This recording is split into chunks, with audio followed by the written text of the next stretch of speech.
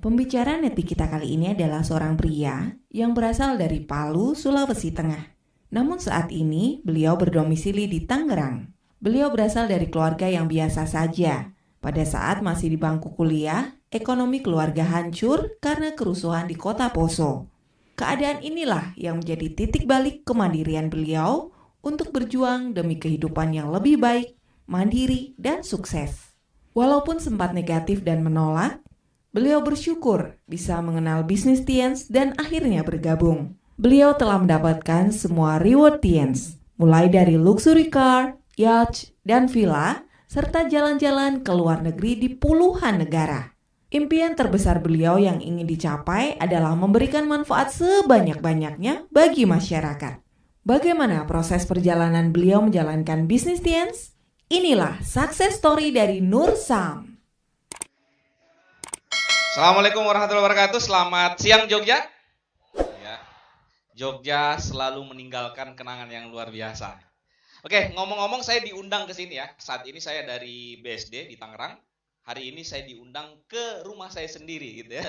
Nah, kenapa? Karena saya lahir dan berkembang di bisnis ini yaitu di Jogja. Saya dulu pada saat sebelum memulai bisnis ini, secara tidak sadar saya didorong untuk berhasil. Dicemplungin gitu.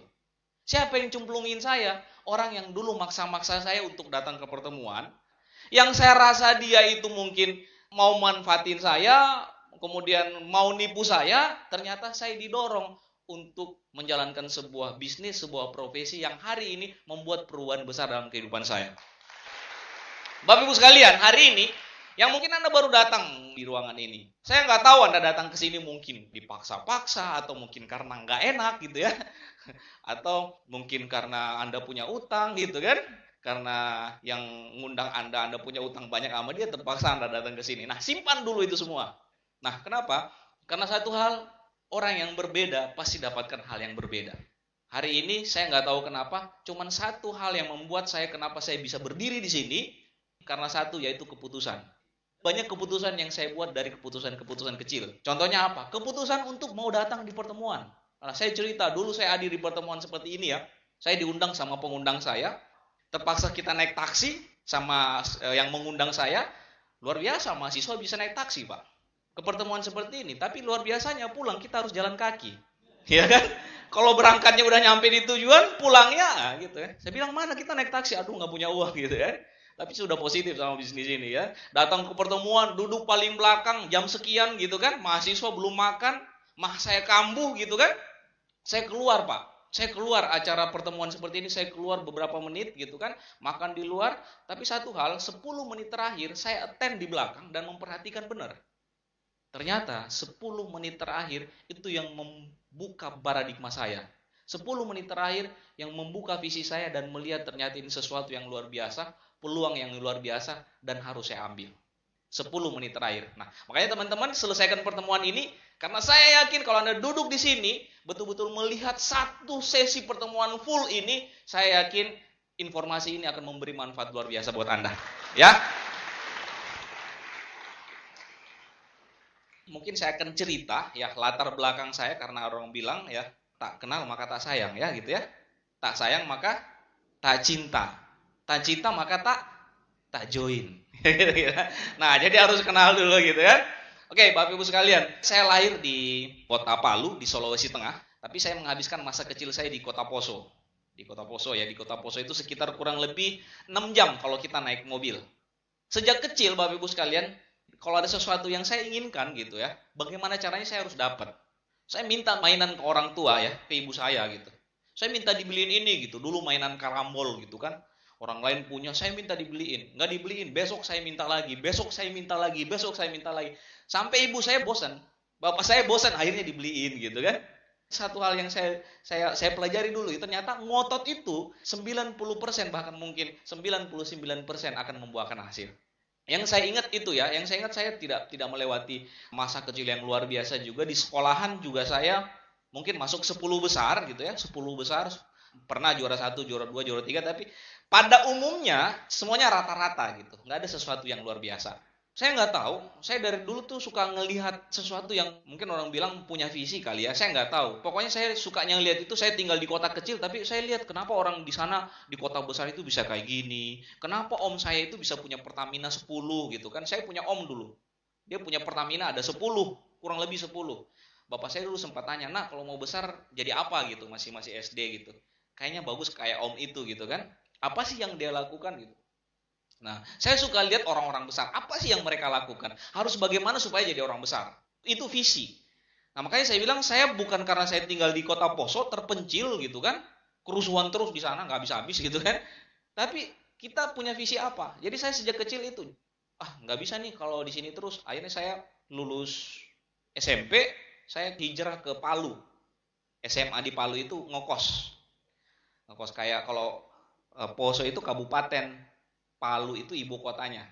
Jadi kayak mungkin Jogja sama Bantul kali ya. Nah, saya tinggal di Bantul, kemudian saya sekolah SMA di Jogja, di kota Palu.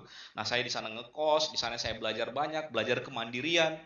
Nah, tidak ada sesuatu yang luar biasa juga gitu. Saya masuk di satu lingkungan yang bagus. Saya masuk di sekolah provinsi di Sulawesi Tengah itu ada sekolah yang namanya sekolah unggulan. Jadi orang-orang terbaik itu dikumpulin dalam satu sekolah, namanya SMA unggulan. Dan dibagi 3 kelas. Kebetulan saya masuk di situ. Otak belum terkontaminasi, Pak. Masih virgin gitu ya. Masih belajar gitu kan. Belum yang apa-apa gitu kan. Tapi luar biasanya di situ setiap bagi raport saya punya teman dekat. Kita itu lihat-lihatan, kamu juara berapa gitu. Kamu peringkat berapa? Jadi kita ada 29 orang di kelas. Kalau saya udah lihat dia peringkat 29, saya langsung seneng banget gitu, girang gitu. Wah, syukur ternyata saya peringkat 28. Itu belum lihat raport, Pak. Jadi kalau udah dia 29, saya pasti 28. Kalau dia 28, pasti saya 29. Jadi orang paling kacau lah di kelas itu kan. Walaupun kelas paling bagus seprovinsi, tapi paling kacau kita gitu kan. Satu ketika gitu kan. Saya ingat sekali di SMA itu. Saya punya kelas di atas nih. Kayak gini kan di kelas, di bawah lapangan basket. Gini-gini dulu atlet basket loh, Pak. Saya ikut klub juga dulu. Cuman pas naik kelas 3 SMP kok tinggi-tinggi gak naik ya gitu kan. Tapi saya masuk klub loh, Pak, pernah ikut lomba gitu. Cuman karena mentok tinggi gak naik-naik, terpaksa saya pensiun kelas 3 SMP gitu ya. Nah, tapi suka main basket gitu. Nah, di kelas saya udah ngomong. Jadi teman-teman saya bilang, kalau saya gak masuk, bilang aja sakit. Udah tahu tuh kalau Nursam gak masuk, sakit. Saya main basket di bawah. Pas lagi absen, Nursam, serempak satu kelas tuh. Kan paling badung di kelas soalnya. Kalau ada yang kasih tahu, nah itu bisa bahaya itu. Ya, pokoknya harus ngomong, kalau saya nggak ada sakit, kalau nggak ada apa gitu. Nursam, sakit, tuh satu kelas gitu kan. Terus guru saya lihat tuh siapa yang main basket di bawah gitu. Saya masuk dipanggil, pak gitu ya. Nah tapi kayak gitu ya, maksudnya mencoba banyak hal. Yang namanya masih muda Pak ya. Akhirnya saya tamat, lulus gitu kan, lulus juga dengan nilai yang tidak terlalu bagus. Nah, saya lihat karena selalu melihat ke depan, harusnya kalau mau sukses itu harusnya bergaul, melihat dunia lebih luas. Dulu zaman-zamannya kita itu tujuan kuliah itu ada 3, Malang, Jogja, sama Bandung. Jadi beda-beda tuh. Kalau yang di Bandung itu pastinya anaknya orang kaya. Kalau Jogja, wah itu menengah ke bawah. Karena kondisi ekonomi saya menengah ke bawah, saya pilih Jogja. Pada saat saya mau kuliah, bapak saya itu lagi dapat kondisi bisnis, usahanya lagi drop. Usahanya lagi goyang gitu kan. Punya beberapa truk, udah disita, tagihan banyak gitu kan. Pak, saya mau kuliah di Jogja. Wah, boro-boro nak kamu kuliah di Jogja. Kuliah di Palu aja mungkin bapak nggak bisa biayain gitu. Kata bapak saya gitu. Tapi ngotot, saya ngotot. Pokoknya gimana caranya saya harus kuliah di Jogja. Bargaining lah sama bapak saya. Pak, kira-kira kalau saya sampai di Jogja bisa nggak? Yang penting saya nyampe aja di Jogja. Tiketnya sekian, naik kapal sekian. Udah nyampe di Jogja. Urusan nanti saya di Jogja, kuliahnya apa semua, nanti urusan belakangan. Saya bilang gitu sama bapak saya. Dalam hati saya kalau udah saya nyampe di Jogja, kan nggak mungkin nggak dikirimin uang. Kan nggak mungkin dia pengen anaknya susah kan gitu ya. Jadi trik Pak. Pak jangan khawatir, yang penting saya nyampe di Jogja dulu. Wah gitu ya. Akhirnya bapak saya bilang, oke. Dikasih tiket pesawat kayak Titanic itulah dulu zaman-zaman kita ya. Pelepasan, kuliah yang bagus nak, cita-cita harus tinggi, jangan nakal, ingat ibadah, gitu kan. Ingat orang tua susah, jangan boros, gitu kan. Udah sampai di Jogja. Cari kuliah Pak, bukan yang paling bagus. cari kuliah yang paling murah. Yang paling murah di Jogja gitu kan. Keliling-keliling Jogja, dapatlah saya kuliah, Pak. Kalau nggak salah dulu sumbangan saya kampus itu kurang lebih 1.200.000. SPP-nya 500.000 setiap 6 bulan. Wah, cocok ini gitu ya. Nah, udah cari yang nggak perlu tes. Akhirnya saya masuk, diterima di situ, nggak perlu tes, langsung diterima. Karena kebetulan kampusnya butuh mahasiswa. Jadi pertama kali saya ke kampus, kita naik becak, naik Kopaja dulu, naik Kopaja sampai di satu tempat, terus nyambung kita naik becak. Saya sama teman saya tuh, sama-sama dari Palu. Naik becak diantar gitu kan, stop becaknya. Udah nyampe, Pak? Udah. Kampus, Pak, kampus STTL. Iya, udah nyampe. Mana kampusnya? Bukan SMA, bukan SMP, kampus. Mana kampusnya? Itu kampusnya kan ini, udah depan kampus. Saya bilang, ini kampus atau SD? Gitu ya. Kampusnya, ya ampun, saya bilang jauh-jauh saya datang dari Sulawesi. Tapi nggak apa-apa lah, kan orang Palu nggak tahu gitu kan. Orang Palu nggak tahu. Yang penting kan kita jadi mahasiswa Jogja kan gitu. Zaman kita dulu, zaman saya dulu masih kuliah di Jogja, yang punya motor nggak ada. Karena dulu motor nggak bisa kredit, semuanya naik bis. Masih banyak yang naik sepeda, naik Kopaja ke kampus, adanya jalan kaki gitu kan. Yang penting kan tadi gitu. Jadi kalau kita dari Jogja, kalau pulang ke Palu, pokoknya buat sekucal mungkin. Semakin kumal, semakin kucal, semakin Jogja. Nah itu dulu, Pak. Nah makanya kita pilih Jogja gitu kan. Justru kalau kita punya celana nggak robek, dirobek, Pak. Kalau perlu jangan mandi, semakin nggak mandi, semakin Jogja itu. Nah itu Jogja dulu, Pak. Jogja dulu mungkin beda sekarang kan. Itu semakin gondrong, udah gondrong, kalau perlu digimbal gitu kan. Pokoknya semakin bau, semakin Jogja gitu ya. Nggak ada masalah, karena memang saya di Jogja, walaupun uang pas-pasan gitu kan. Saya cuma mau bilang, namanya orang lepas ya, bebas gitu kan. Semua yang nggak dilakukan di mana, di kampung ada orang tua, ada keluarga, kita lakukan semua di Jogja. Semuanya deh gitu kan. Kan nggak ada yang ngawasin gitu. Ya kan, saya hobi main PS. Hobi bola, wah itu bola maniak banget itu. Kalau namanya bola itu, gini, kita di kontrakan ya, dulu ada majalah bola, Pak. Harganya 2.500 kalau nggak salah. Kita itu sampai bela-belain, nggak beli makan, yang penting beli majalah bola. Itu majalah bola sampai kucel, kumel gitu kan, karena digilir, Pak. Main PS gitu kan. Nah, kebetulan kampus saya, di sebelah kanan itu ada rental PS. Pesan bapak saya, nak kamu harus rajin-rajin ke kampus ya. Saya pegang bener ini amanat orang tua. Jadi harus rajin-rajin ke kampus. Tiap hari saya ke kampus, Pak. 8 jam satu hari. Orang cuma 2-4 jam di kampus, saya 8 jam, Pak. Ke kampus, tapi lewat dikit. Rental PS. Jadi makanya saya sama rental PS itu yang punya itu udah kayak anak sama bapak gitu ya. Udah bapak. Jadi kalau nggak ada saya di situ sunyi PS-nya gitu kan. Nah, jadi normatif sebagai seorang mahasiswa lah, biasa ya, ngutang di angkringan gitu kan. Ya harus pinter-pinter punya siasat hidup nih di Jogja. Gitu. Karena udah uang pas-pasan, kiriman kurang, bagaimana ceritanya tetap still go on gitu. Hidup tetap jalan, kuliah tetap bisa selesai. Cari pacar. Kita nggak punya motor kan? Ya cari pacar lah yang punya motor gitu kan. Nah, gitu kan. Mensiasati hidup. Tadi, Anda kira saya punya uang banyak main PS 8 jam sehari? Enggak, Pak. Tapi bagaimana cara-caranya kita pinter gitu kan? Datang ke situ. Pagi-pagi PS-nya belum buka, kita udah datang, Pak. Permisi, Pak. Sapunya mana, Pak? Nah, kita bersihin dulu PS-nya kan. Rapiin gitu kan. Rapiin semua PS-nya. Udah kita jagain. Dan setelah itu kita main. Nah, nggak punya uang. Aduh, Pak. Maaf, belum punya uang. Kalau kita baik kan nggak mungkin nggak dikasih gitu kan.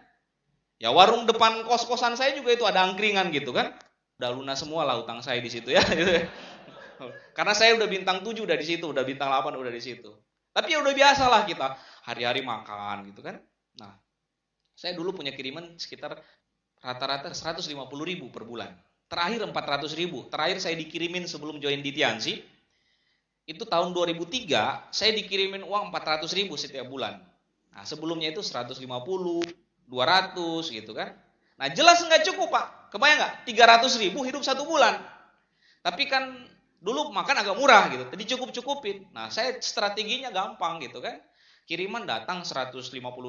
Saya datang ke warung. Bu, aduh saya ini takut pegang uang nih, Bu. Nanti kalau saya pegang uang cepat habis nih. Saya titip ya, Bu ya. Dititipi warung ini buat uang makan saya. Nanti dipotong aja setiap saya makan. Titip 100.000. Padahal 100.000 itu mungkin buat cuman 3 minggu. Saya tahu betul itu. Nah, seperti biasalah sebagai mahasiswa. Apa itu Bapak Ibu sekalian? Respon terhadap masa depan. Respon terhadap masa depan. Saya sama orang lain. Di presentasi Tiansi, aduh bro ngapain? Ngapain bisnis-bisnis? Masih muda, enjoy aja kali. Semangat, impian. Santai aja kali gitu kan. Teman saya bilang, kasihan tuh orang tua di sana udah biayain kita gini. Biayain, mungkin ngutang di sana buat kita kuliah. Saya jawab apa, Pak? Lah kan tugas orang tua. Suruh siapa lahirin saya? Gampang aja kita ngomong gitu, Pak, gitu ya. Namanya masih muda gitu. Jadi menikmati hidup gitu.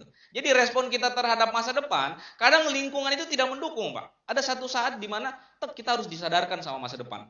Oke, semester terakhir saya ketemu sama bisnis ini, ditawarin sama Tiansi, saya bilang no MLM. Apa? Bisnis apa? Bulat-bulat kaya. Bulat-bulat dapat mobil dari Hong Kong kata saya.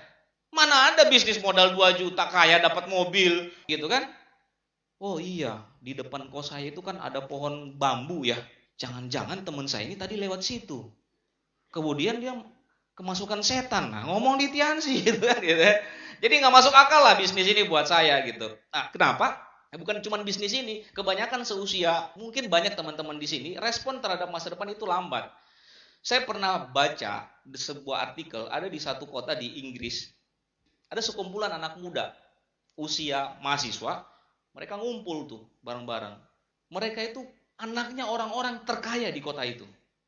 Mereka ngumpul-kumpul, apa yang mereka bicarakan Pak? Bisnis mereka. Mereka punya obsesi, bagaimana caranya mereka bisa ngalahin kekayaan bapaknya.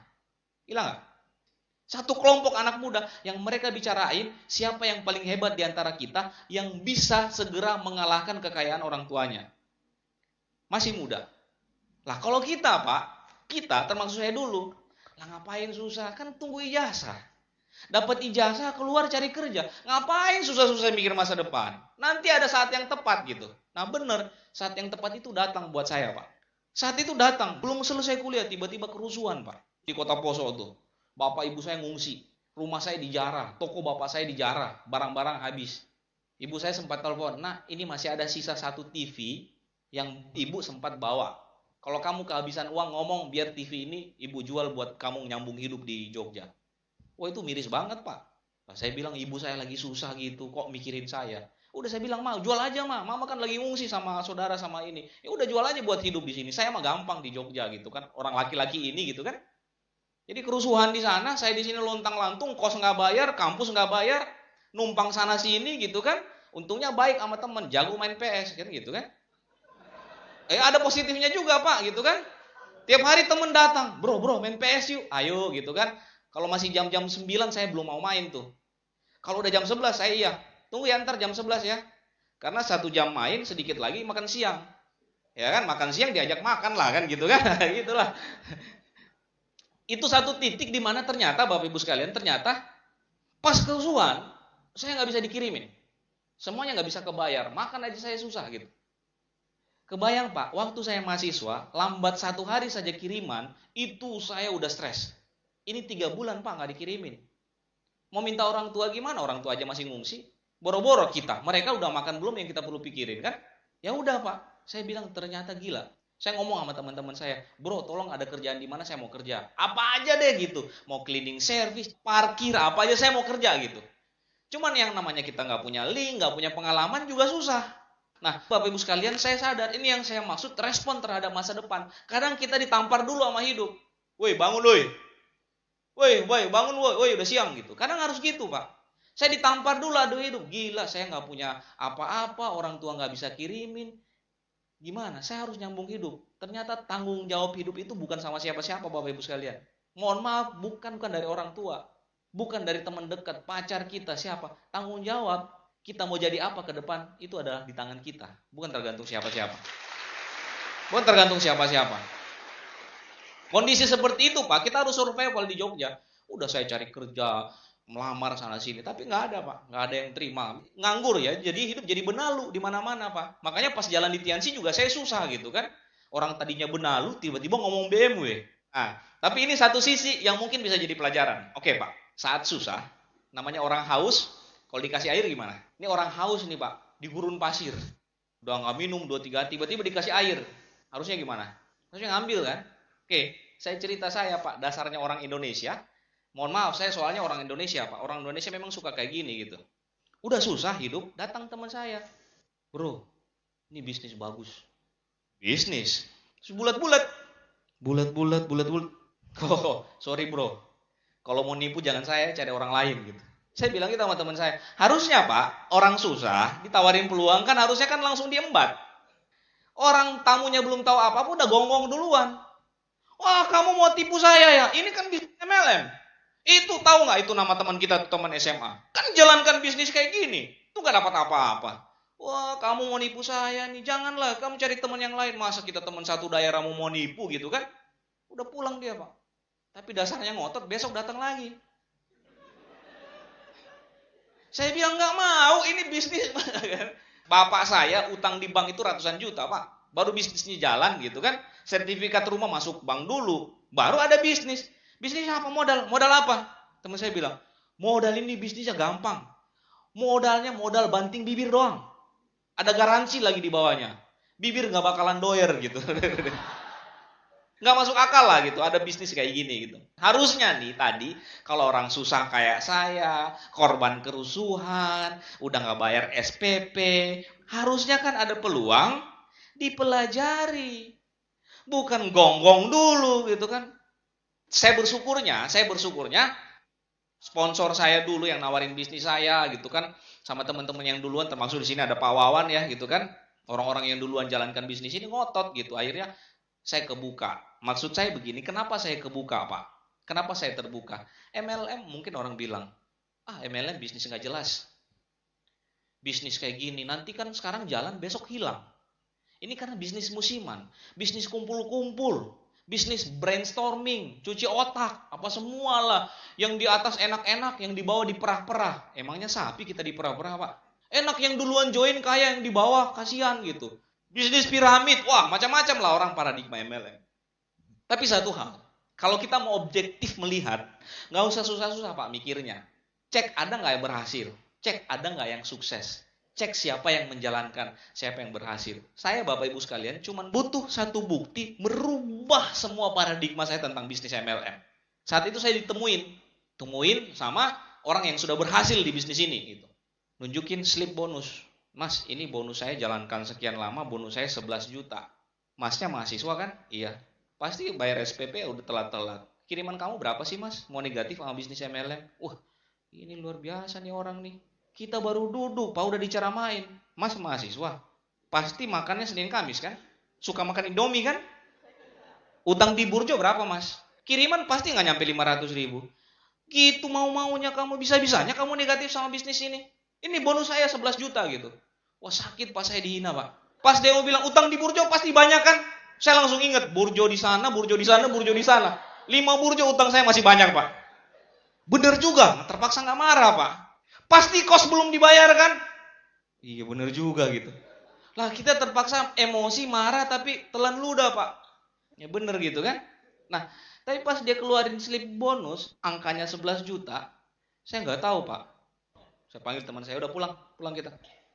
Sampai di luar, saya langsung jabat tangan dia. Bro, terima kasih bro, saya segera join. Anda tahu nggak maksudnya? Kita ini Pak, udah zaman semodern ini. Kita masa sih nggak bisa lihat informasi? Saya Pak, negatif sama bisnis MLM. Nggak percaya sama bisnis MLM. Nggak ada sejarahnya MLM bisa buat orang sukses. Kenapa? Saya belum ketemu orang sukses. Itu cuma opini semua. Itu bullshit semua, nggak ada yang benar. Bapak saya harus utang ratusan juta baru bisa punya bisnis. Teman saya banyak jalankan bisnis MLM, bulat jadi kaya. Nggak benar itu. Pas lihat bukti 11 juta Pak, selesai urusan. Benar ada orangnya kok. Makanya saya langsung ajak teman saya, setelah lihat bukti saya panggil teman saya, udah nggak ada pertanyaan lagi. Kalau itu angka benar, itu ada orangnya, berarti kan ada. Saya bilang lah ibu-ibu aja bisa. Ibu-ibu loh Pak, maki-maki saya, marah-marah saya pakai daster. Tahu nggak slip bonus keluar dari mana Pak? Bukan dari kantong, enggak dari sini. Banting di meja gitu, mas ini bonus saya mas. Mau negatif sama MLM, mahasiswa kere. Luar biasa Pak, tersinggung kita Pak. Bisa dia. Aduh kalau saya nggak bisa Pak, potong aja. Iya ibu-ibu bisa Pak. Ibu-ibu bisa. Pakai daster bisa, masa saya nggak bisa. Saya langsung bilang sama teman saya, join. Sampai di kos. Masuk di kamar kos. Kalau nggak salah tadi 2 juta ya. Oh harus belanja produk gitu kan. Cek dompet, boro-boro ada uangnya, utang aja belum dibayar gitu kan. Scanning kamar, scanning. Kalau mahasiswa itu biasa kan tiap akhir bulan suka scanning. Jadi masuk di kamar nggak ada yang bisa diinvestasikan. Ada satu tape saya, tape recorder gitu. Wah ini andalan ini. Andalan penghantar tidur gitu kan. Kalau pagi-pagi putar kenceng-kenceng biar semangat gitu. Kamar sebelah. Bro, boleh nih kayaknya kita sekolahin nih. Wah teman saya senang banget nih kan. Pas akhir bulan gitu. Wah pas ini bro. Bisa ini 30.000. Cukup buat 2 hari makan kata dia gitu. Enggak, gue mau join Tiansi. Teh aja gak dapat gitu. Satu tape mau digadein 50.000. Tapi Bapak Ibu sekalian akhirnya saya nggak tahu kenapa gitu. Teman saya datang gitu. Dia sempat ngomong. Gimana bro jadi join gak? Saya bilang kayaknya gak jadi deh. Udah usaha kemana-mana, kayaknya belum rezeki saya nih Tiansi nih. Bagus sih bisnisnya gitu kan, real. Saya udah cek web, udah sertifikasi dari Apli, udah ada syariahnya, udah jelas lah DP Rindaknya udah jelas, udah bagus lah gitu. Ini bisnis bagus, cuman kayaknya bukan rezeki saya deh. Kenapa emang bro? Udah saya udah pinjam kemana-mana, udah kayaknya belum rezeki saya, nggak punya ini. Kayaknya bukan garis tangan saya deh di bisnis ini gitu. Nah, banyak orang kayak gitu mungkin. Udah positif, udah yakin, udah usaha, mungkin kebentok gitu. Nggak jadi join sama saya. Terus dia bilang gini, ya udah nggak apa-apa kalau gitu. Nggak apa-apa.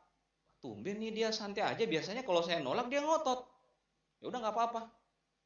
Tapi ingat friend, tidak lama dari sekarang, 1 atau 2 tahun dari sekarang, saya ke kampus udah naik mobil BMW. Ente masih jalan kaki. Ente masih dengan kendaraan andalanmu itu yang namanya Swallow itu. Saya udah naik mobil. Itu sepele Pak. Tapi karena masuk di ubun-ubun saya pikirin tuh. Lagi saya bayangin gitu kan. Kan saya jalan kaki kalau ke kampus tuh sekitar 2 kilo gitu kan. Lagi jalan gitu kan. Jalan kaki ke kampus, semangat. Tiba-tiba di samping ada yang klakson. Tot. Saya lihat. Teman saya. Teman kampus yang nawarin Tiansi udah naik BMW. Itu pas 1 malam saya gak bisa tidur. Saya cuma ngebayangin kita sama-sama susah sekarang, sama-sama kere sekarang. Kalau saya nggak ngambil ini, dia jalan Tiansi 2 tahun dia kaya dan saya tetap kere. Aduh. Jangan sampai terjadi. Pokoknya harus join. Karena benar itu bakalan terjadi Pak. Bakalan terjadi. Itu benar-benar jadi pikiran saya 1 malam. Akhirnya besok saya datang langsung ke dia Pak. Saya bilang nggak mau tahu caranya, saya harus join. Saya nggak mau lihat kamu sukses sendiri. Beneran. Saya nggak mau tahu. Bukan dia yang follow up, balik saya yang follow up dia Pak. Iya, balik follow up. Anda tahu, faktanya akhirnya tahun 2006, itu tahun 2003, 2006 ada 4 orang penerima mobil BMW di Jogja. Itu salah satunya saya, salah satunya upline saya, 2 downline saya. Nah, dan ini 4 orang satu kampus Pak. Satu kampus, bener. Kita ke kampus konvoi BMW Pak. Woi, BMW gitu kan, keren banget gitu. Beneran ini jadi fakta. Kalau saya nggak ngambil keputusan itu Pak, beneran terjadi. Ada 1 orang naik BMW, 3 orang jalan kaki ke kampus. Untung saya ambil keputusan itu dan saya gabung di bisnis ini. Ya, nah tapi sampai di sini Bapak Ibu sekalian ada proses ya, ada proses yang saya jalankan, yang saya cukup bilang bahwa untuk bisa sampai di titik ini sesuatu yang sangat luar biasa sekali yang hari ini saya tidak berhenti syukuri gitu kan. Banyak hal yang saya dapatkan. Saya nggak tahu ini petunjuk Tuhan yang sangat luar biasa buat saya. Tuhan tahu saya susah, Tuhan tahu saya butuh. Akhirnya saya dikasih jalan Tiansi, saya berjuang di sini, akhirnya saya bisa sampai di sini. Bapak Ibu sekalian, saya ingat dalam saya berproses di bisnis ini saya butuh kerja keras. Saya 2003 join. 2003 join, sekitar 4 bulan saya bintang 6. Saya bisa bintang 8 kurang lebih 9 bulan. Silver Lion itu kurang lebih 1 tahun lebih ya. Nah totally saya sekarang sudah dari 2003 join sampai sekarang berarti sudah ada 14 tahun ya. 14 tahun saya berkarir di bisnis ini dari sejak mahasiswa. Sekarang saya sudah punya 3 anak, istri masih 1. Saya cuma boleh bilang ke Anda, saya kerja keras di bisnis ini cuma 5 tahun. Jadi saya bayar harganya tuh 5 tahun. Sisanya berapa? 9 tahun. Itu having fun. Orang tidak berhasil di bisnis MLM, cuman tidak berani melewati 5 tahun pertama. Kalau Anda join di bisnis ini, Pak, satu aja saya bilang, prinsip apapun kondisinya, apapun prosesnya, apapun kendalanya, lewati 5 tahun pertama. Pak, saya udah lewatin 5 tahun pertama, tapi kok gini-gini aja. Oke, 5 tahun ya iya. Join tahun berapa? Tahun 2002. Aktif berapa bulan?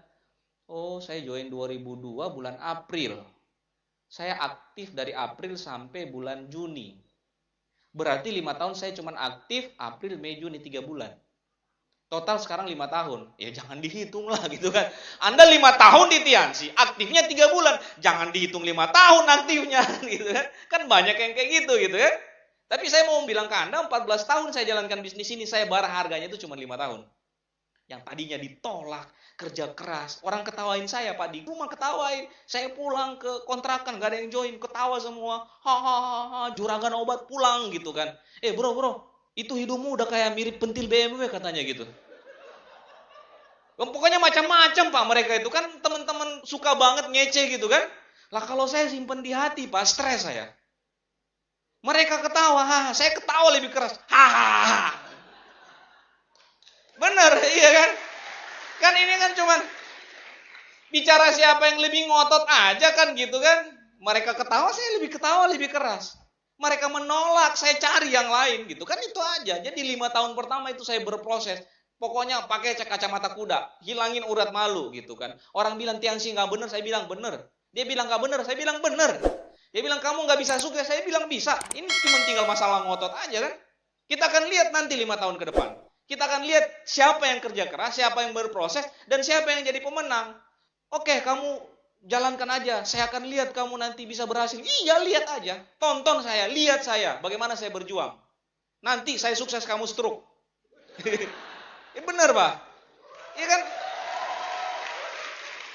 Lah, ini saya heran, Pak. Teman kontrakan saya dulu itu heran saya.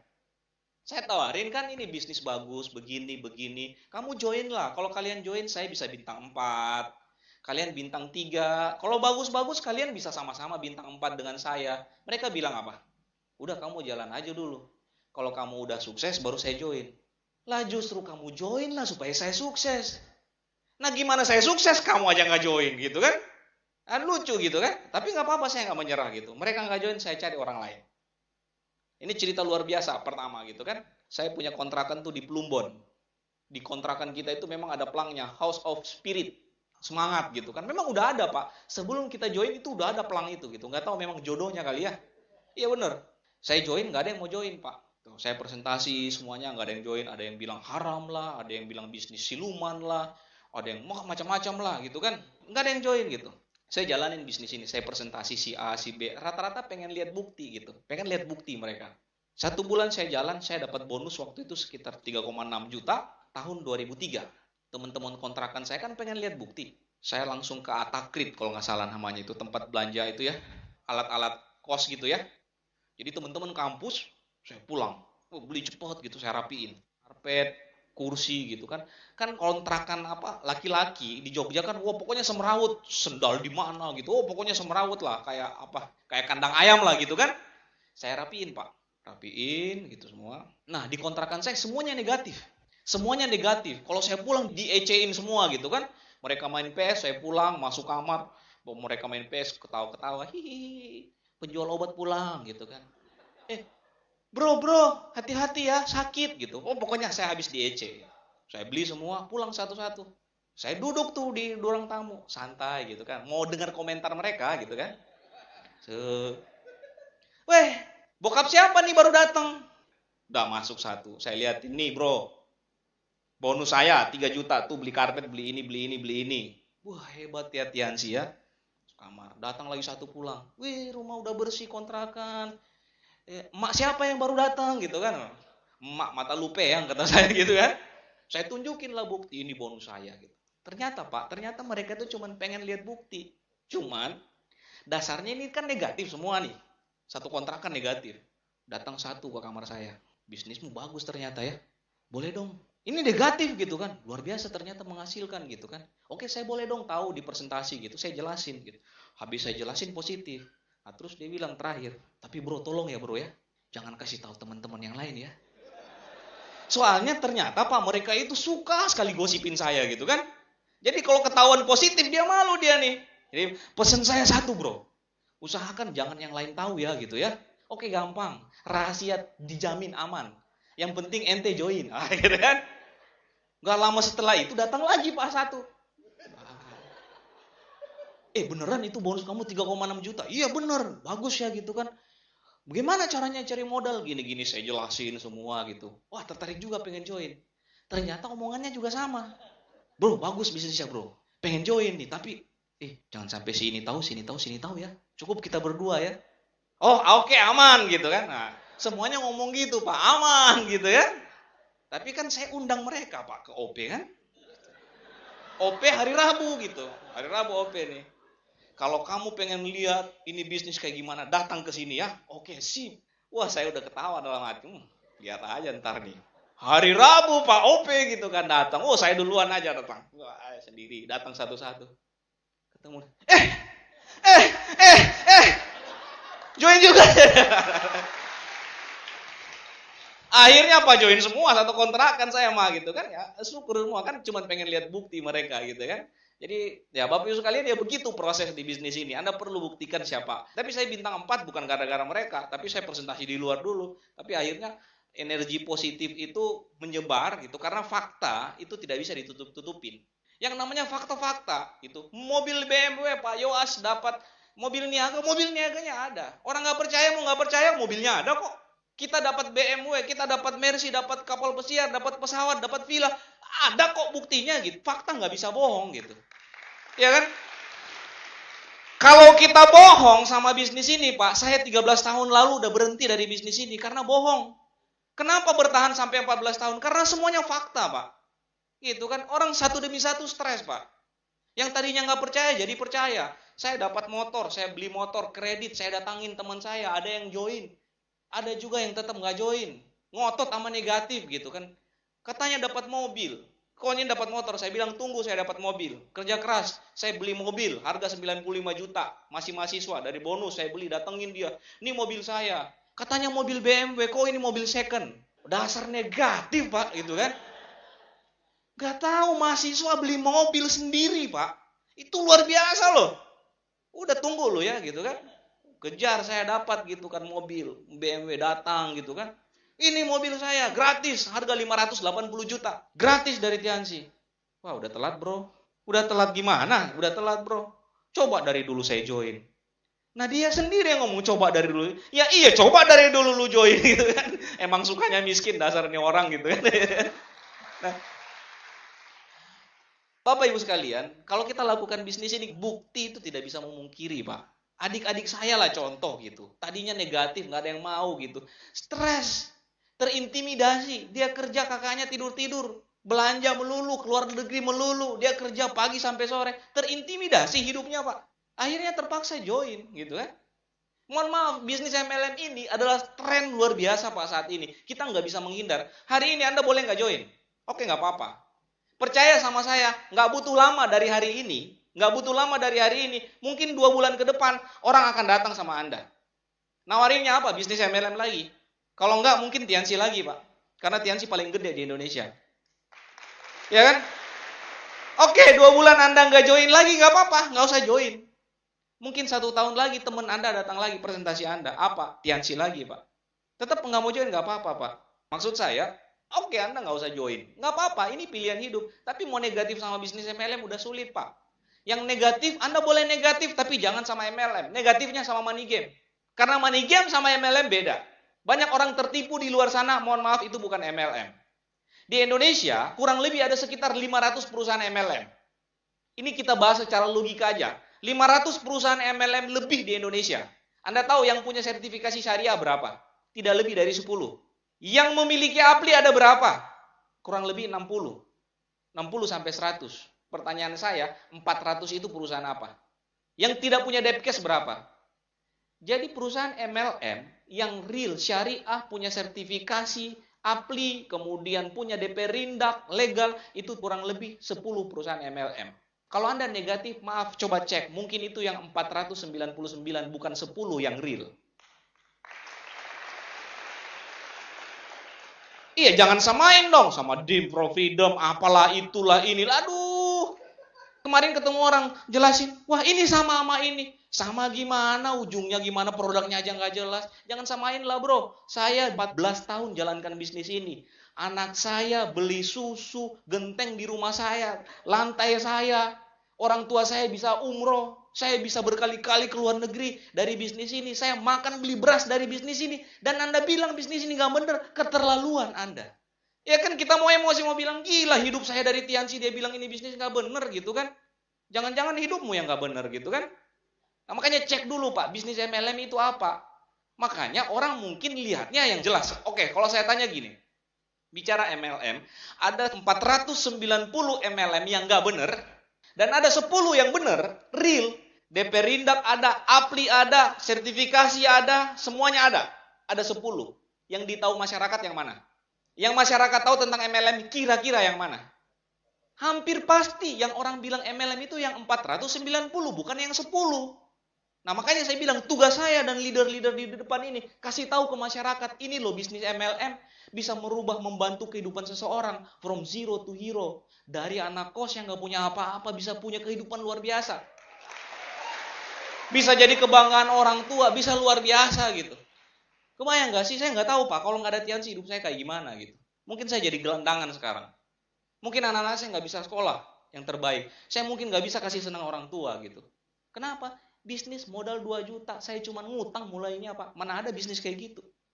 Tapi perantara bisnis ini hidup saya bisa berubah. Yang saya lakukan apa? Sama yang dilakukan sama orang-orang yang sudah berhasil di luar sana. Kerja keras, ketekunan, never give up.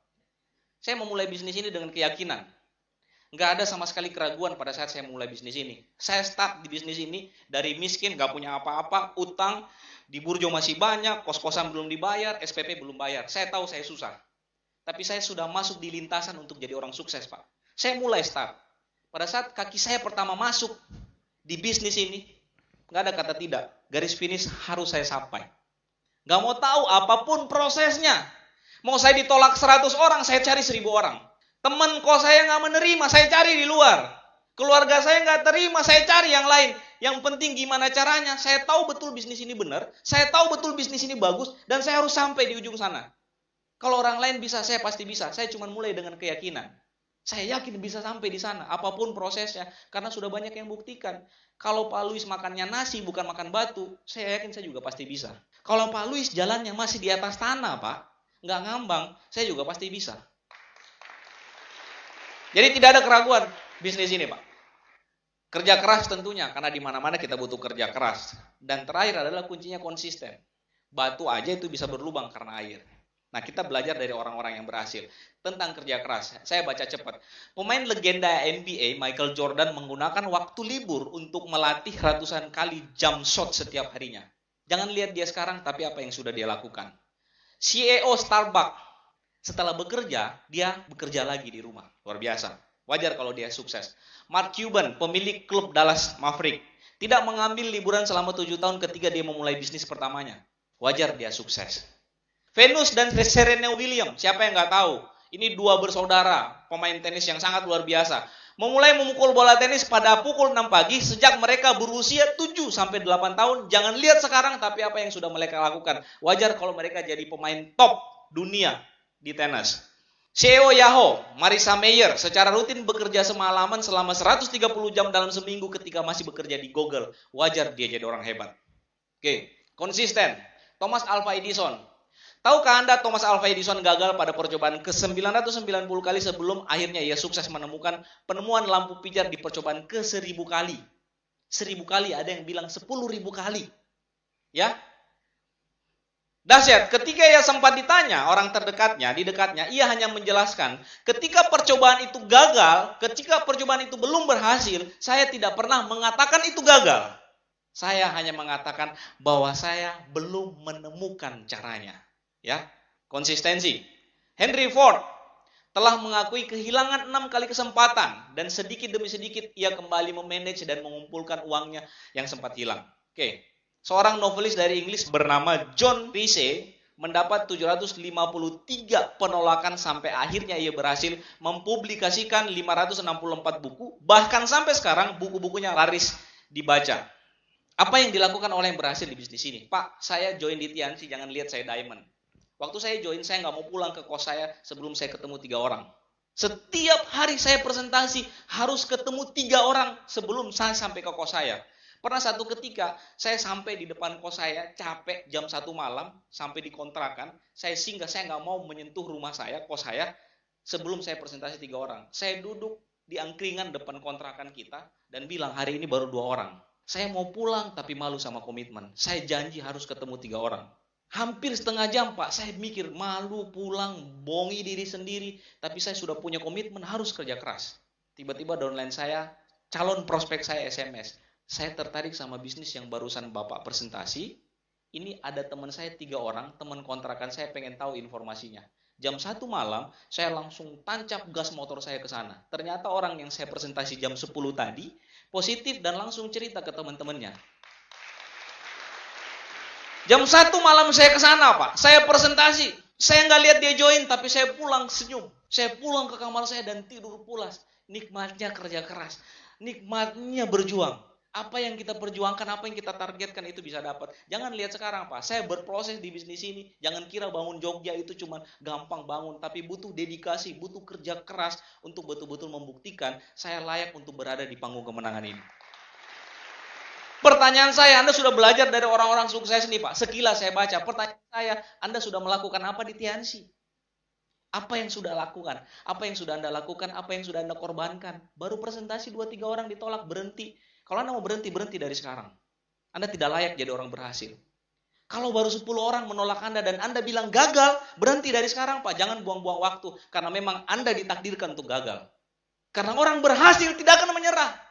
Tidak cuma dengan 10 orang, 100 orang pun dia akan tetap konsisten. 1000 orang pun menolak kalau dia yakin dia tetap akan lakukan bisnis ini sampai dia berhasil. Ya. Kenapa? Modal bisnis ini udah gampang Pak. Tinggal berjuang, tinggal fight. Habis-habisan perjuangkan sehingga Anda bisa dapatkan apa yang sudah Anda targetkan dari awal. Apa yang menjadi titik finish Anda. Apa yang menjadi tujuan akhir Anda di bisnis ini. Perjuangkan, yakini itu, jangan pernah berhenti sampai Anda dapat. Ya.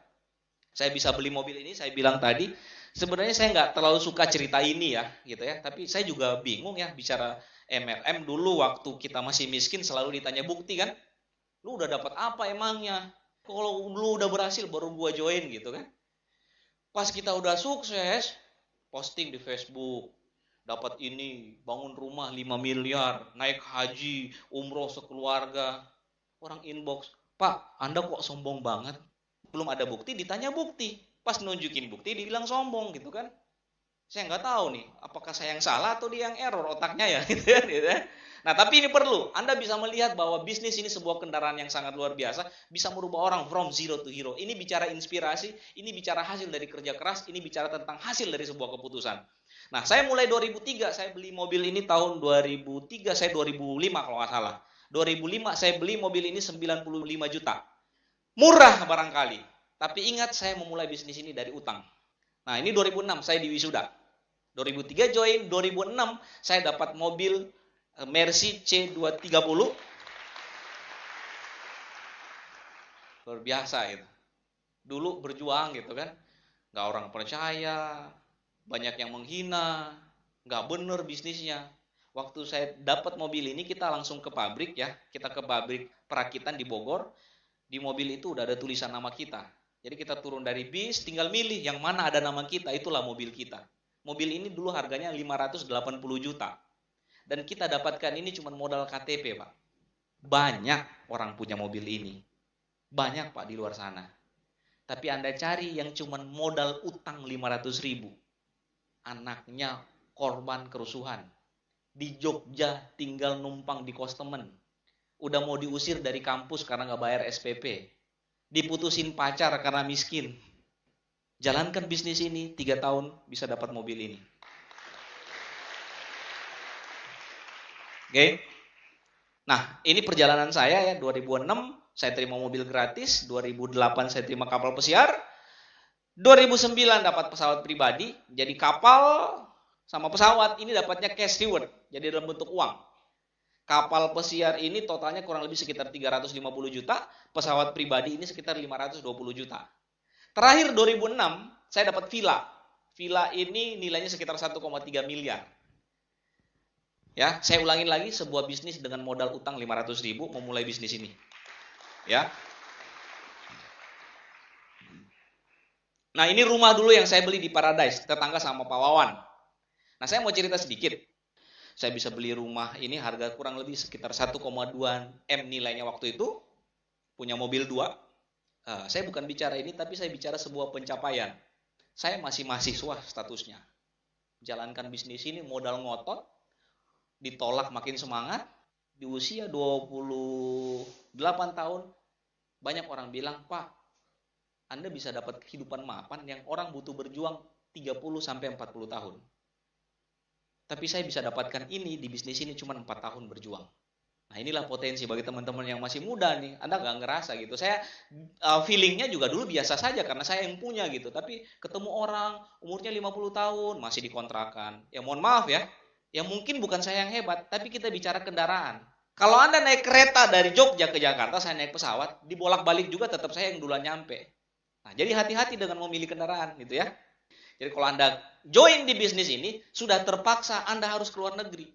Tinggal pilih gitu kan, mau pergi kemana, tinggal kejar kualifikasinya. Oke, ini di Malaysia Singapura tahun 2004, waktu saya dapat New Outstanding ya. Ini di Prancis tahun 2006, di Italia ya, di Swiss, Belanda, Korea. Ini Jepang juga, saya nggak tahu 2012-2013 ya. Ini di Turki, ini 2009 saya sama istri bisa umroh. Nah ini di Amerika tahun 2014. Amerika ya Pak ya, beneran Amerika ya, di Hollywood nih. Nah saya cerita sedikit, orang keluar zona nyaman. Pak, saya dulu waktu mahasiswa kerjaan saya itu nonton bola, main PS. Jadi kalau udah bola tuh, tim kita diolok-olok, wah itu udah sama ngajak perang tuh. Nah, saya nggak tahu kenapa, pada saat saya disentil dengan impian, disentil sama kehidupan, disentil sama kesuksesan, saya ketemu bisnis ini Pak, saya lupa semuanya. Itu lagi kadang miris banget tuh, kita lagi presentasi, terus tim kesayangan kita lagi main gitu. Dan kita harus memilih antara mau presentasi atau mau nonton bola gitu. Nggak ada Pak, saya lupa semuanya gitu. 8 jam di PS tuh, kebayang nggak sih pagi bangun bukan ke kampus tapi langsung ke PS 8 jam tiap hari. Saya tinggalin Pak. Yang 8 jam aja saya lupa, apalagi yang 2 jam gitu kan. Nah, sampai di sini, wah itu luar biasa Pak. Saya nangis pas masuk di sini. Bukan saya nangis, istri saya ikut nangis gitu. Lu nangis kenapa gitu kan? Yang ngefans saya lu yang nangis gitu ya. Dia terharu lihat suaminya gitu ya. Masuk di sini kita lihat semuanya gitu kan. Wah, luar biasa lah. Tapi saya tinggalin ini gitu. Saya tinggalin ini pada saat saya berjuang di bisnis ini sampai di satu titik bisnis saya stabil, saya nikmatin semuanya. Ya, tapi bisnis ini ngasih jalan ke Anda. Suatu saat Anda pasti bisa ke sini ya. Nah, ini di Munich di Jerman. Kalau saya keluar negeri sukanya wisata stadion. Satu negara tujuan pertama 2 gitu.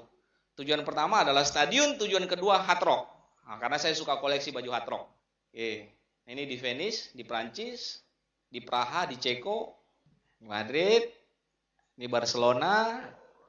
Nah, kita nonton live waktu itu Barcelona lawan Villarreal. Ya, Villarreal waktu itu live kita nontonnya. Oke, ini di Liverpool ya. Terus ini di Manchester. Oh, bareng Pak Yowas gitu ya. Ada Pak Yowas waktu itu ya.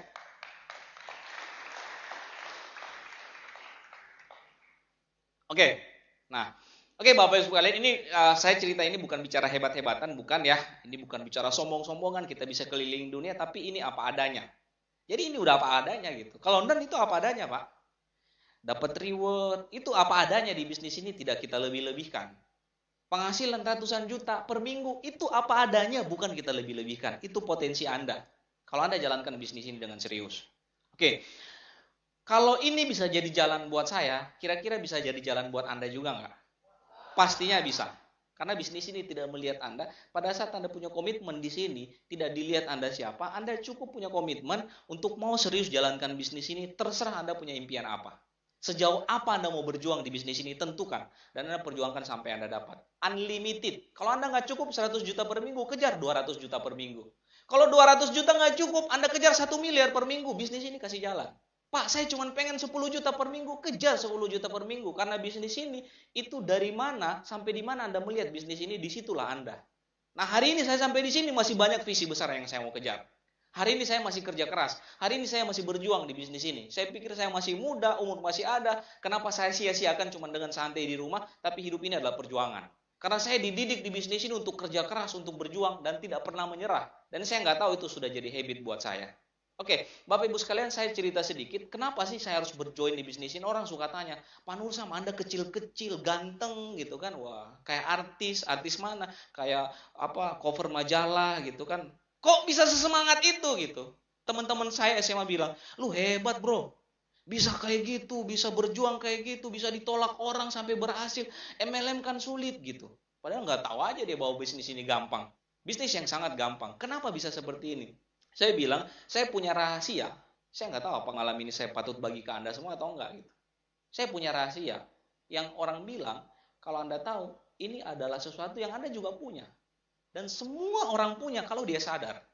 Saya punya rahasia, saya nggak tahu kenapa, ini adalah bahan bakar yang saya nggak tahu kenapa. Semakin saya berjuang di bisnis ini, semakin saya dapat proses di bisnis ini, saya semakin semangat. Kenapa? Saya punya bahan bakar yang lebih luar biasa dibanding proses di bisnis ini. Kadang orang lupa sama tujuannya. Kenapa? Bahan bakarnya kecil, Pak. Tapi saya punya bahan bakar yang sangat besar sekali, yang saya tidak mungkin dihentikan di bisnis ini. Tidak mungkin saya terhentikan di bisnis ini. Karena bahan bakar saya terlalu besar, Bapak Ibu sekalian. Oke, ini keluarga kecil saya. Saya cerita sedikit waktu saya masa kecil saya gitu ya. Bapak saya usaha, dagang di pasar, punya beberapa usaha. Ibu saya juga ikut bantu. Sejak kecil saya tidak mendapatkan mungkin apa yang orang bilang itu perhatian yang luar biasa dari orang tua. Karena bapak ibu saya sekarang lagi di Jakarta gitu kan. Saya ceritalah, saya bilang sama anak saya, nah bapak itu dulu nggak pernah dikasih gini sama nenek, sama kakek. Belajar sendiri gitu. Mama saya nyeletuk dari belakang. Lah iya emang gimana mau ngurus kamu, merhatiin kamu, bapak aja nggak ada sekolah gitu kan. SD aja nggak tamat, gimana mau ngajarin kamu gitu. Kenapa Bapak Ibu sekalian? Bapak Ibu saya terlalu sibuk berjuang untuk anak-anaknya, kami 6 bersaudara. Mereka berjuang cari uang luar biasa sampai mungkin melupakan hal yang paling penting, yaitu perhatian. Jadi pagi subuh udah ke pasar. Subuh udah ke pasar, Pak. Jadi kita sekolah, bangun sekolah sendiri, mandi sendiri, ke kampus sendiri. Pulang ke rumah nggak ada orang. Jadi kita udah siapkan uang makan, udah disiapin makanan di rumah, udah makan. Saya ketemu orang tua, kadang udah malam baru ketemu, nggak pernah dikasih. Kalau sekarang, luar biasa Pak. Saya bisa melewati waktu yang sangat luar biasa bersama anak-anak saya. Saya pernah waktu itu dapat juara di sekolah gitu ya. Juara di sekolah, peringkat 1 kalau nggak salah. Sempat ya di SD kelas 1, guru saya bilang, ini akan ada pembagian rapot, undang Bapak Ibu. Orang tua harus hadir. Saya ngomong ke Bapak Ibu saya pikir Bapak Ibu saya mau bakalan bangga, senang anaknya juara 1 kan. Wah senang sampai gitu. Saya ke pasar ngasih ke ibu saya, bapak saya. Ma, Pak juara 1. Ini saya juara 1 di kelas. Nanti ada pembagian rapot, nanti Bapak Ibu diundang. Bapak saya bilang apa? Udah nah, Bapak lagi sibuk kerja, Mama lagi sibuk kerja. Nanti suruh siapa aja orang di rumah gitu. Saya pulang tuh lagi mikir. Mohon maaf Bapak Ibu sekalian, sesuatu yang sangat saya harapkan itu tiba-tiba nggak bisa gitu kan. Saya punya orang tua nggak ya gitu ya. Ini bicara jeleknya gitu. Tapi saya tahu mereka melakukan sesuatu yang menurut mereka mungkin lebih berharga, yaitu berjuang secara finansial biar kami bisa hidup. Tapi kami butuh sesuatu yang lebih, yaitu waktu, kesempatan, di mana kita bisa proof ke mereka, buktikan ke mereka, nih anakmu ini hebat gitu, bisa jadi juara, bisa jadi dilihat banyak orang gitu. Dan bapak saya nggak bisa. Saya pulang Pak, tetangga yang saya minta.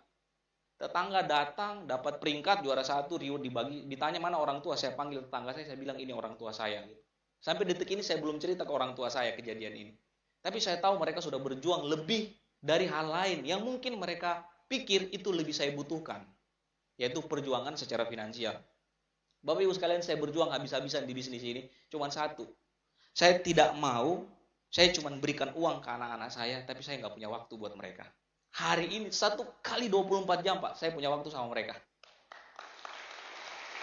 Saya mau cerita sedikit, kalau saya lagi di Jakarta Pak, saya di Jakarta nih gitu. Aktivitas setiap hari nih, bangun subuh, habis sholat, saya suka olahraga, sepedahan. Itu jam 6 sampai jam 7. Jam 7 saya pulang ke rumah, itu udah siap-siap anak-anak, saya perhatiin gitu kan. Biasanya kalau saya lagi pengen nganter, saya nganter. Tapi kalau saya lagi tidak pengen nganter, kan ada yang nganter ya. Saya cuman salaman, cium pipi kiri, pipi kanan, kasih sedikit nasihat, mereka ke sekolah. Udah saya di rumah. Satu hari nunggu jam 12, di rumah tuh, nggak kemana-mana. Saya nggak tahu di Tianxi ini kok gitu ya. Kita bukan disuruh kerja, tapi cari kerjaan gitu. Udah di rumah satu hari. Jam 9 sampai saya sempat bilang ya sama Pak David di Rembang itu, jam 9 sampai jam 12 itu masa-masa waktu kritis gitu kan. Lagi bingung, hopeless, mau ngapain, gak ada yang bisa dikerjain gitu kan. Jam 9 tuh bingung ngapain, anak-anak ke sekolah gitu kan, istri lagi sibuk arisan, atau enggak lagi nemenin masak di belakang gitu kan, sendiri ngapain gitu kan. Jadi masa-masa kritis tuh jam 9 sampai jam 12. Nah jam 12 anak-anak pulang. Anak-anak pulang, jemput, saya nunggu di rumah, main lagi sama anak-anak, temani mereka tidur siang. Sore bangun, kita jalan biasanya.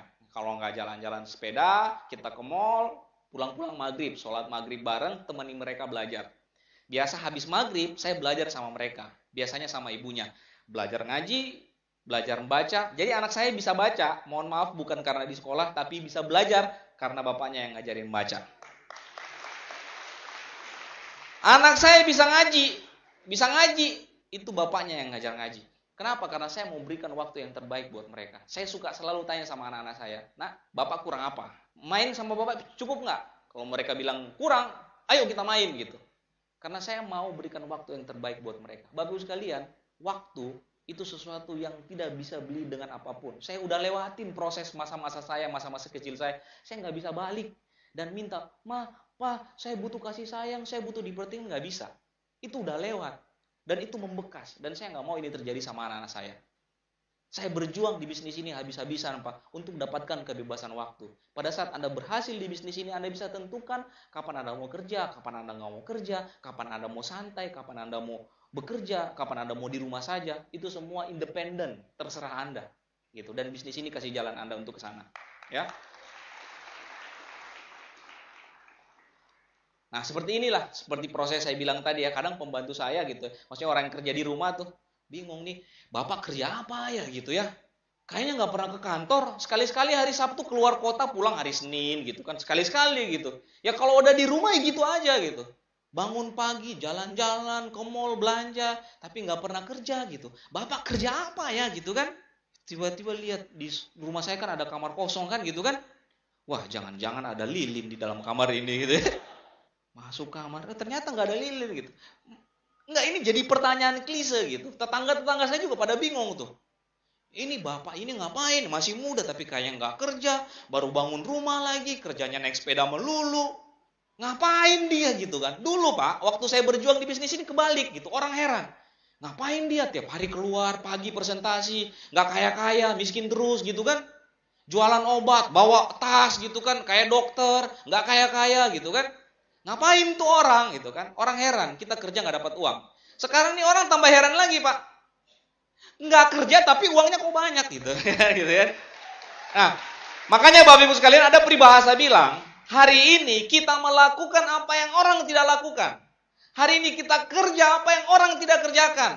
Just keep doing. Lakukan terus. Karena suatu saat Anda akan menikmati apa yang orang lain tidak nikmati. Karena suatu saat Anda akan dapatkan yang orang lain tidak dapatkan. Pak, orang lain hari ini kerja, kita santai. Hari ini orang habis-habisan banting tulang pagi, siang, malam mikirin duit. Kita nggak mikirin duit, datang sendiri Pak. Banyak orang bilang ada proses yang perlu kita lewatin di bisnis ini ya. Tahap awal, kita kerja nggak mungkin nggak dibayar. Kalau Anda nggak dengan proses ini, cepat lewatin supaya Anda naik ke tahap kedua. Tahap kedua apa? Kerja, tapi dibayar sedikit. Harus lewatin itu Pak. Baru join udah mau passive income. Nggak ada ceritanya itu Pak. Jadi harus lewatin prosesnya. Tahap kedua, kerja, tapi dibayar sedikit. Kalau Anda nggak tahan, lakukan bisnis ini dengan frekuensi lebih banyak supaya naik di tahap ketiga. Tahap ketiga apa?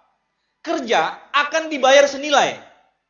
Kerja dibayar senilai, kerja dibayar senilai, kerja dibayar senilai.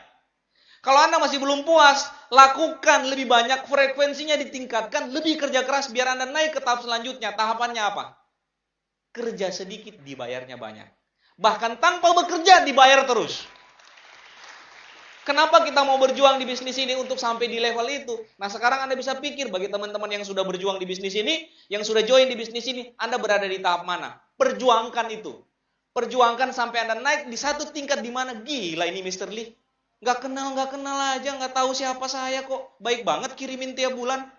Di rekening masih ada kok kirim lagi gitu ya. Itu luar biasanya lah Mr. Lee ya. Gitu kan. Banyak hikmah yang kita bisa lihat ya. Saya nggak tahu saya punya anak yang masih lucu-lucu gitu. Saya sangat bersyukur ada di bisnis ini Bapak Ibu sekalian. Saya dikasih jalan untuk berikan yang terbaik buat mereka. Mereka bisa melihat orang tuanya berjuang. Mereka masih bisa merasakan kasih sayang dari orang tuanya gitu ya. Memberikan yang terbaik, kasih waktu yang terbaik. Saya jadi orang tua di sini, mungkin teman-teman Bapak Ibu sekalian yang jadi orang tua masih punya kesempatan untuk berikan yang terbaik buat anak-anak Anda. Cuman butuh kerja keras. Cuman butuh melakukan sesuatu dan tanpa menyerah lakukan yang terbaik untuk memberikan yang terbaik buat orang-orang yang Anda cintai. Kalau Anda jadi anak Bapak Ibu sekalian, saya mau cerita sedikit. Hari ini saya sangat bersyukur masih punya kedua orang tua saya. Bapak Ibu saya masih ada. Dulu bapak saya pernah ngomong ya. Saya cukup nakal dulu waktu SMA, kemudian kuliah. Bapak saya pernah ngomong ke saya, nak, bapak udah didik kamu, bapak udah berkorban banyak buat kamu. Kok sampai hari ini, kamu justru malah repotin orang tua. Mama saya bilang, nak, sejak kecil mama berjuang sampai jualan gorengan di pinggir jalan. Sampai bantu orang lain, apapun ibu lakukan supaya kalian bisa senang. Supaya kalian bisa besar, bisa jadi orang sukses dan bikin mama seneng. Sampai satu titik Bapak Ibu sekalian saya kuliah di Jogja. Saya pulang, mama bilang ke saya, nak, mama dari kamu kecil nyusahin mama. Kamu udah besar sekarang. Bukan malah nyenengin, tambah bikin susah, Pak. Jadi sampai saya kuliah, Pak. Mungkin Bapak Ibu saya bilang, saya masih nyesel punya anak seperti kamu, Pak. Sampai saya kuliah. Pada saat saya ketemu bisnis ini, saya ketemu kendaraan ini, Pak, saya bilang ini jalannya, Pak. Ibu saya mungkin gak mau dibeliin berlian, ibu saya mungkin gak mau rumah baru, bapak saya mungkin gak butuh mobil, Pak. Tapi satu yang saya yakin dia pingin lihat saya berhasil. Dia pingin lihat saya jadi orang. Makanya Bapak Ibu sekalian, pada saat saya berjuang di bisnis ini, saya punya foto ibu saya masukin di dompet, Pak. Saya bintang 3 sampai bintang 7, foto ibu saya di dompet. Setiap saya rasakan proses, setiap saya ditolak orang, saya tinggal buka dompet saya bilang, senyum bangga orang ini. Senyum bangga orang ini tidak akan membuat saya mundur. Ini terlalu kecil prosesnya. Terlalu kecil, Pak. Makanya saya bilang saya punya bahan bakar yang sangat besar. Saya punya bahan bakar yang sangat besar. Saya punya jalan di Tiansi. Saya cukup berjuang. Saya habis-habisan. Saya kerjakan bisnis ini. Sampai saya berhasil. Saya yakin mereka akan bangga. Dan sampai di titik ini Bapak Ibu sekalian. Sampai di titik ini. Banyak proses. Saya terima reward. Saya berjuang di bisnis ini Bapak Ibu sekalian. Saya nggak tahu. Ada orang bilang, Pak, Bu, jangan bangga dulu dengan hasil yang Anda dapat. Mungkin itu bukan cuma karena kerja keras Anda. Mungkin itu karena doa ibu Anda. Mungkin Anda sampai di titik ini ditakdirkan Anda seperti ini karena doa Bapak Ibu Anda. Makanya jangan pernah sampai lupa. Muliakan orang tua Anda, muliakan ibu bapak Anda. Jadikan orientasi berhasil Anda, sukses Anda untuk kebanggaan mereka. Hari ini Bapak Ibu sekalian, kami korban kerusuhan. Bapak saya udah gak bisa bekerja lagi, toko tutup gitu kan. Saya dikasih jalan di Tiansi, perantara bisnis ini saya bisa sekolahin anak-anak saya, adik-adik saya, bisa sampai wisuda semua perantara bisnis ini. Sekarang Bapak Ibu saya lagi di Jakarta gitu. Hari ini Bapak Ibu sekalian, saya cuman bilang pencapaian saya hari ini itu berkat kerjasama tim. Tim itu siapa? Kehendak Tuhan, doa orang tua, kerja keras saya, kerja keras teman-teman, dedikasi kita, komitmen kita untuk kerja keras di bisnis ini. Dan hari ini Bapak Ibu sekalian, saya bisa sampai di sini bukan karena saya hebat, bukan karena saya luar biasa. Karena saya menyatukan semuanya. Doa, ikhtiar, kerja keras. Hari ini saya bisa di sini. Mungkin ini adalah gambaran masa depan Anda, Bapak Ibu sekalian. 2, 3, 4 tahun ke depan, Anda boleh lihat foto ini. 3 tahun ke depan, 4 tahun ke depan. Kalau Anda masih punya kesempatan, punya orang tua, Pak, berjuang bisnis ini. Kalau Bapak Ibu Anda masih hidup, lakukan bisnis ini. Kerja keras habis-habisan. Tunjukkan bahwa Anda bisa bayar perjuangan mereka dengan kesuksesan Anda, Bapak Ibu sekalian. 3 tahun ke depan, 4 tahun ke depan, Anda boleh ganti foto ini. Anda boleh ganti foto ini dengan foto Bapak Anda. Anda bisa ganti foto ini dengan foto Ibu Anda dan Anda bercerita di sini. Anda bisa berhasil karena doa mereka. Anda bisa sukses karena perjuangan Anda dan doa mereka, Bapak Ibu sekalian. Hari ini saya bisa sampai di sini. Saya bisa sukses di bisnis ini karena sudah berproses. Anda cuma butuh berjuang, Anda cuma butuh kerja keras di bisnis ini untuk buktikan. Panggung ini hari ini milik saya dan 3 tahun ke depan panggung ini akan jadi milik Anda, Bapak Ibu sekalian. Terakhir, Bapak Ibu sekalian, winning spirit. Kemenangan sejati hanya milik orang-orang yang tidak pernah menyerah. Saya suka selalu bilang bahwa ini bisnis gampang, sederhana. Cuman butuh orang-orang yang tough, cuman butuh orang-orang yang struggle, cuman butuh orang-orang yang selalu menegakkan kepalanya terhadap semua proses. Tidak ada kata tertunduk, tidak ada kata mundur. Selagi Anda komitmen join di bisnis ini, selagi Anda komitmen untuk wujudkan impian Anda, selalu tegakkan kepala Anda dan Anda bilang, saya pasti bisa. Anda berproses di bisnis ini. Anda sakit di bisnis ini. Anda susah di bisnis ini. Anda bangun bisnis ini. Mungkin susah. Mungkin hari ini.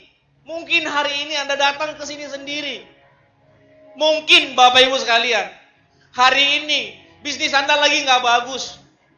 Mungkin hari ini Anda lagi capek dengan bisnis Anda. Saya cuma bilang. Jangan sampai Anda mundur satu langkah pun. Jangan sampai Anda menunduk.